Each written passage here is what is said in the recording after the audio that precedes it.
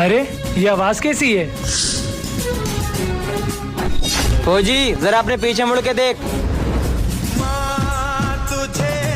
चल हाथ ऊपर कर। अरे ये तो बड़े साहब है, मुझे किसी को बुलाना होगा।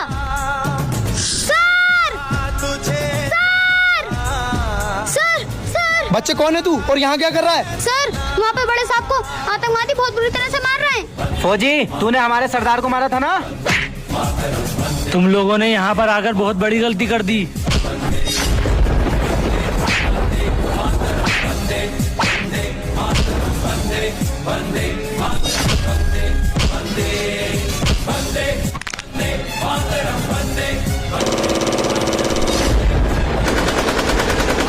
जय हिंद सर।